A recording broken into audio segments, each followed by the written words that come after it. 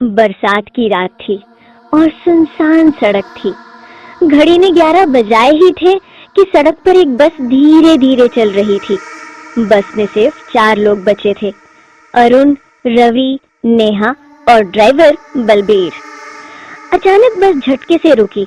बलबीर बोला, साहब आगे रास्ता बंद है, लगता है बारिश के कारण रास्ता खराब है। अरुण ने कहा, तो अब क्या करें? बलबीर ने इशारा किया, थोड़ा आगे पुरानी हवेली है, वहीं रात काट लेते हैं। सभी ने अनिच्छा से हामी भर दी। वो चारों हवेली के पास पहुंचे।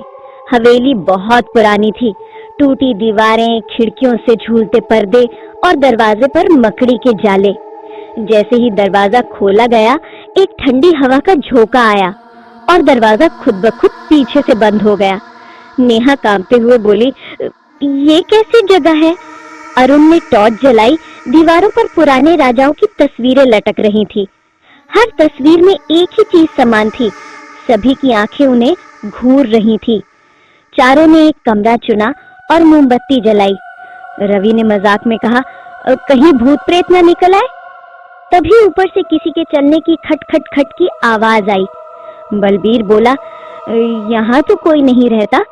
अरुण ने कहा, मैं जाकर देखता हूँ। जैसे ही वो सीढ़ियों पर पहुंचा, ऊपर से एक पुराना पेंडुलम घड़ी का बक्सा गिरा और उसमें से एक कटा हुआ हाथ लुढ़क कर नीचे आ गिरा। नेहा चीख उठी, आह! सभी भागकर हवेली के पिछले हिस्से में पहुंचे। वहां एक पुराना कुआं था। नेहा को लगा जैसे किसी ने उसे पुकारा, नीचे आओ, यहाँ सुरक्षित हो। वो बेहोश सी कुएं की ओर बढ़ी। अरुण ने उसे रोकने की कोशिश की, पर किसी अदृश्य ताकत ने नेहा को कुएं में खींच लिया। पानी से खून की बूंदें ऊपर आईं और कुएं से एक महिला का चेहरा उभरा, वही जो तस्वीरों में थी। बलबीर कांपते हुए बोला, ये हवेली रानी चंद्रलेखा की थी, जिसे लोगों ने जिंदा जलाया था क्योंकि उसने अपनी नौकरानी की हत्या की थी और उसकी आत्मा कभी नहीं गई। अरुण और रवि डर के मारे एक कमरे में बंद हो गए। अंदर एक पुरानी डायरी पड़ी थी जिसमें लिखा था, जो भी मेरी हवेली में रात गुजारेगा वो मेरा हिस्सा बन जाएगा। डायरी के पन्ने खुद ब खुद पलटने लगे और एक नाम उभरा, अरुण। अरुण पीछे मुड़ा, रवि गायब था। अब हवेली में सिर्फ अरुण और बलबीर बचे थे। दोनों ने मिलकर दरवाजा तोड़ने की कोशिश की। आवाज आई, भाग नहीं सकते, तुम आखिरी मेहमान हो। बलबीर ने पीछे मुड़कर देखा।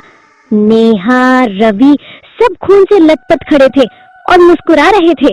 उनकी आंखें अब काली शून्यता में बदल चुकी थी। अरुण ने दरवाजा तोड़ा, बाहर दौड़ा, लेकिन जैसे ही सड़क पर पहुंचा, बस वहीं खड़ी थी, इंजन चालू और ड्राइवर सीट पर कोई बैठा था। अरुण बोला, बलबीर जल्दी चलो। ड्राइवर ने धीरे धीरे चेहरा घुमाया। वो रानी चंद्रलेखा थी। उसने मुस्कुरा कर कहा था ना, आखिरी मेहमान। बस के इंजन की आवाज हवा में गूंजने लगी और अगली सुबह बस कहीं नहीं मिली। कुछ दिनों बाद पुलिस को पुरानी हवेली के पास एक टूटी बस मिली जिसमें कोई सवार नहीं था।